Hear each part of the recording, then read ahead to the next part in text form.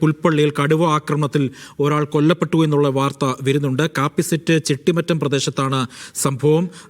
ദേവർദ ഉന്നതിയിലെ കൂമനാണ് മരിച്ചത്. ഫൈസലുണ്ട് വിവരങ്ങൾ നൽകാനായി. ഫൈസൽ, എപ്പോഴായിരുന്നു ഈ കടുവയുടെ ആക്രമണം? ഇതുമായി ബന്ധപ്പെട്ടുള്ള കൂടുതൽ വിവരങ്ങൾ എന്താണ്?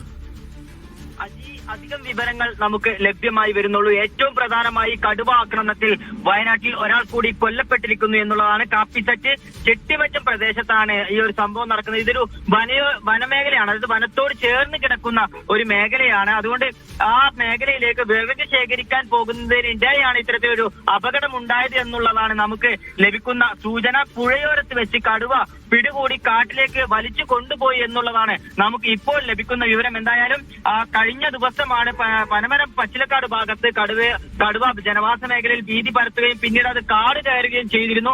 എന്നാൽ ഇപ്പോൾ വീണ്ടും പുൽപ്പള്ളി ഭാഗത്ത് കടുവയുടെ ആക്രമണം ഉണ്ടായിരിക്കുന്നു. ഒരാൾ കൊല്ലപ്പെട്ടിരിക്കുന്നു എന്നുള്ളതാണ്.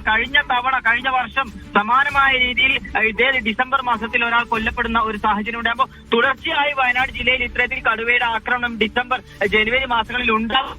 അത് കടുവയുടെ ഒരു പ്രജനന കാലം കൂടി, കടുവ കൂടുതലായി ജനവാസ മേഖലയിലേക്ക് ഇറങ്ങുന്ന ഒരു കാലം കൂടിയാണ്. അതുകൊണ്ട് തന്നെ കടുവയുടെ ആക്രമണം ഉണ്ടാകാൻ സാധ്യതയുണ്ട് എന്നും കൃത്യമായിക്കൊണ്ട് വനമേഖലയിൽ അല്ലെങ്കിൽ ഈ വനത്തോട് ചേർന്ന് കിടക്കുന്ന അതിർത്തി ഗ്രാമങ്ങളിലൊക്കെ തന്നെ ജാഗ്രത പുലർത്തണമെന്നും കഴിഞ്ഞ ദിവസം ഉൾപ്പെടെ DFO പറഞ്ഞതാണ്. അപ്പം മറ്റ് വിവരങ്ങളൊക്കെ തന്നെ എപ്പോഴാണ് ഇത് സംഭവിച്ചത് അല്ലെങ്കിൽ എന്താണ് നിലവിലെ കൂടുതലായിട്ടുള്ള വിവരങ്ങളൊക്കെ തന്നെ അല്പസമയത്തിനകം നമുക്ക് വ്യക്തമാകും എന്നുള്ളതാണ് ഈ ഒരു അവസരത്തിൽ മനസ്സിലാക്കുന്നത്. എന്തായാലും ദേവർഗത്ത ഉന്നതിയിലെ കൂമനാണ് ഇപ്പോൾ കൊല്ലപ്പെട്ടിരിക്കുന്നത്. മറ്റ് വനവകുപ്പിന്റെ ഉദ്യോഗസ്ഥരൊക്കെ തന്നെ പ്രദേശത്തേക്ക് പുറപ്പെട്ടിട്ടുണ്ട്. അല്പസമയത്തിനകം തന്നെ പ്രദേശത്ത് വനവകുപ്പിന്റെ ശക്തമായിട്ടുള്ള ഒരു ജാഗ്രതാ നിർദ്ദേശം, അത് മാത്രമല്ല ശക്തമായിട്ടുള്ള ഒരു തെരച്ചിലും ഒക്കെ തന്നെ ഇതുമായി ബന്ധപ്പെട്ടുകൊണ്ട് ഉണ്ടാകും എന്നുള്ളതാണ് നമ്മൾ മനസ്സിലാക്കുന്നത്. ഒപ്പം തന്നെ ഈ വയനാട് പുൽപ്പള്ളി മേഖലയിൽ കഴിഞ്ഞ ദിവസം കടുവയുടെ സാന്നിധ്യമുണ്ട് എന്ന് ഫൈസൽ തന്നെ റിപ്പോർട്ട് ചെയ്തതാണ് ആ മേഖലയിൽ. അപ്പോൾ RRT സംഘത്തിന്റെ ഒരു ജാഗ്രത ആ മേഖലയിലൊക്കെ ഉണ്ടായിരുന്നു. അവരുടെ ഏതെങ്കിലും തരത്തിലുള്ള നിരീക്ഷണമൊക്കെ ഉണ്ടായിരുന്നു ആ മേഖലയിൽ?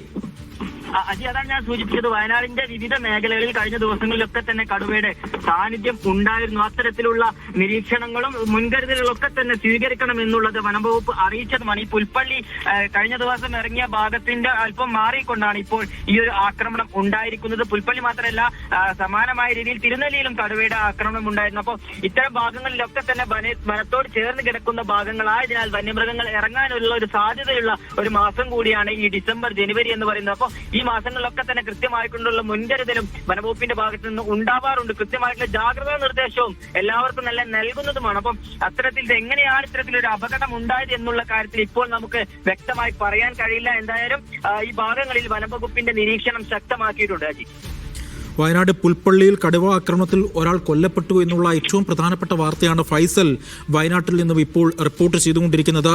കാപ്പിസെറ്റ് ചെട്ടിമറ്റം പ്രദേശത്താണ് ഈ കടുവയുടെ ആക്രമണം ഉണ്ടായിരിക്കുന്നത്.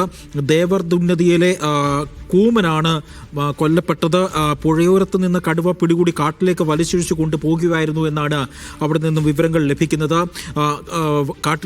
കാടിൻ്റെ സൈഡിലേക്ക് വിറക് ശേഖരിക്കാൻ പോയ കൂമനെ കടുവ ആക്രമിക്കുകയായിരുന്നു. ഇപ്പോൾ ഫൈസൽ നേരത്തെ സൂചിപ്പിച്ചതുപോലെ തന്നെ കടുവയുടെ പ്രജനന കാലഘട്ടമായതിനാൽ തന്നെ കടുവ ജനവാസ മേഖലയിലേക്ക് ഇറങ്ങുവാണ് എന്ന തരത്തിൽ കഴിഞ്ഞ ദിവസങ്ങളിലൊക്കെ വനവകുപ്പ് ജാഗ്രതാ നിർദ്ദേശങ്ങളിലൊക്കെ ഉണ്ടായിരുന്നു. ഈ പുൽപ്പള്ളിക്ക് പുറമെ വയനാടിന്റെ വിവിധ മേഖലകളിൽ കടുവയുടെ അക്രമവും സാന്നിധ്യമൊക്കെ കഴിഞ്ഞ ദിവസങ്ങളിലുമൊക്കെ ഉണ്ടായിരുന്നതാണ്. വലിയ രീതിയിലുള്ള ഒരു ജാഗ്രതാ നിർദ്ദേശവും വനവകുപ്പും നടത്തുന്നുണ്ട്. ഫൈസൽ തുടരുകയാണ്. ഫൈസൽ, വനവകുപ്പിന്റെ ഭാഗത്ത് നിന്ന് കൂടുതൽ വിശദാംശങ്ങൾ ലഭ്യമാകുന്നുണ്ടോ? ഇതെപ്പോഴാണ് ഈ സംഭവം? IC ബാലകൃഷ്ണൻ MLA ഇപ്പോൾ നമുക്കൊപ്പം ഉണ്ട്. ഈ സംഭവം MLA എപ്പോഴായിരുന്നു എന്നത് അങ്ങയുടെ ശ്രദ്ധയിൽപ്പെട്ടിട്ടുണ്ടോ? അവിടെ നിന്ന് കൂടുതൽ വിവരങ്ങൾ ലഭിക്കുന്നുണ്ടോ?